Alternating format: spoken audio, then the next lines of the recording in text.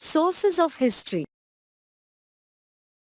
We have learnt that history is a study of the past.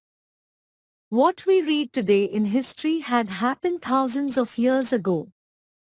An incident that happened a few years to a few hundred years ago can easily be traced and described as its source of knowledge is comparatively recent. But an incident that happened thousands of years ago, prehistory, is very difficult to trace as it has virtually no evidence or source of knowledge. To gather knowledge, historians study different things and use different modern technology to determine the age or date of happening of an event or a thing. The things that help know our past happenings are known as sources of history or evidences in history. Sources of history or evidences of history change with time, from modern to ancient and vice versa. Historians divide the sources or evidences into different categories. Various sources of history. Historians use different sources and evidences which can be categorized as follows. Sources of history. Archaeological, coins, monuments, artifacts, fossils, literary, religious, secular, travelogue, oral. Now, let us study each source in brief. Archaeological sources. The term archaeology refers to the study of history and prehistory through excavation of sites and the analysis of artifacts, monuments, coins, fossils, etc. Many of the archaeological evidences have been excavated, dug out, at different archaeological sites. One who studies archaeological evidences is called an archaeologist. Coins. Coins are the most important archaeological evidence. A coin gives us many information. The information is given below. The metal used in the coin tells its availability and the craftsmanship. The name, picture and year tell us about the ruler who issued the coin and his/her time of rule. The writing itself tells us about the language used in the time. Circulation of coins tell us about the economy, especially export and import of the kingdom. In ancient India, gold and silver coins were in circulation. It shows the strength of our economy. The earliest Indian coins are called punch-marked coins as different figures were punched, marked, on the coins. Monuments are very important historical resource. Historians can study them elaborately. They can study them for art and architecture, cultural influence, materials used, etc. Monuments are cultural heritage of a country. Archaeologists excavate monuments at archaeological sites and study them. In India, there are lots of historical monuments such as the Ellora Cave, the Great Bath of the Indus Valley Civilization, and the Sanchi Stoop.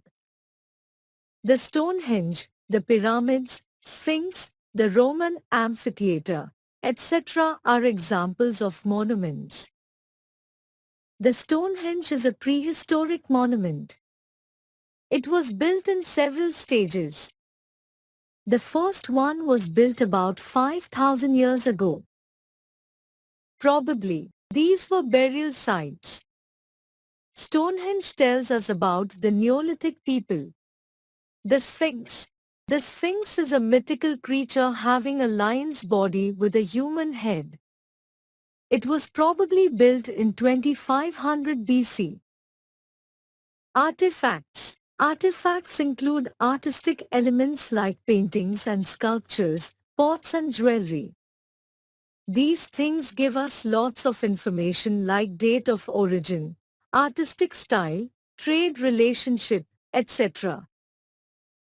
Fossils. Fossils are the imprint of dead animals, plants and other things on soil. Historians have discovered many fossils that tell us how life and civilization evolved on the earth. Literary sources. Literary sources belong to written matter. These include manuscripts written on clay tablets, leaves, metal tablets, papers, etc.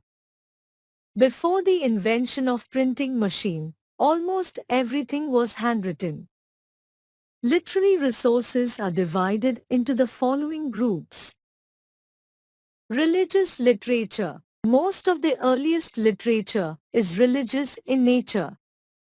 Though other types like the decrees of rulers, rituals, etc. have been excavated.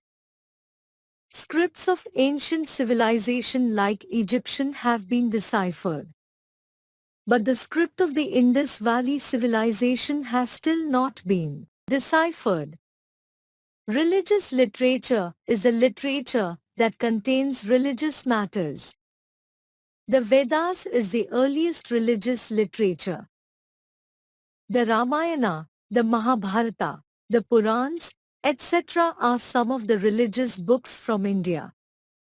These books give us vivid description of life of people of ancient India.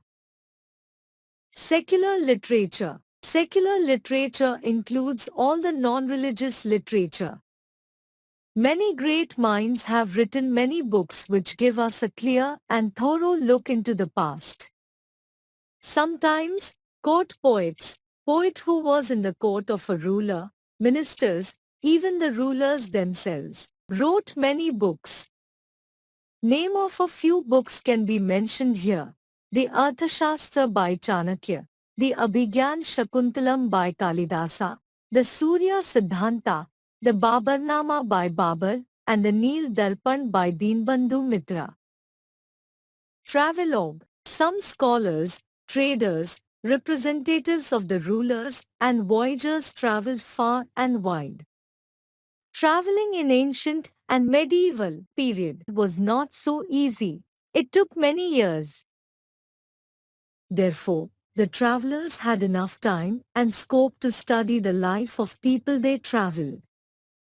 Most of them wrote what they saw, experienced and felt. These narratives are very valuable to us. Megasthenes, Huenzang, Fahin and Alberuni are a few to be mentioned here. Apart from all these, we also find lots of inscriptions carved on stone slabs, pillars, wall of temples and other religious structure. These inscriptions also give us lots of information of the rulers, their kingdom and people. Oral resources. Scripts and the art of writing developed in different times in different parts of the world. Before the art of writing was developed, family history, important incidents, rules, rituals, traditions handed down orally generation after generation. Later, some of them were compiled. One example of it is the tales from Jathaka. These are called oral sources of history. The source of life of tribal people are mostly oral. Need to preserve the sources of history. The need to preserve the sources of history is as important as the need to study history. To visualize our past, how people lived, how civilization evolved, how rulers ruled, etc., the sources are the only thing at our hand. The sources are the only living thing that can unfold our past. If we do not preserve these sources, the link between the past and future will be lost forever as we cannot rebuild them. So, we must preserve them.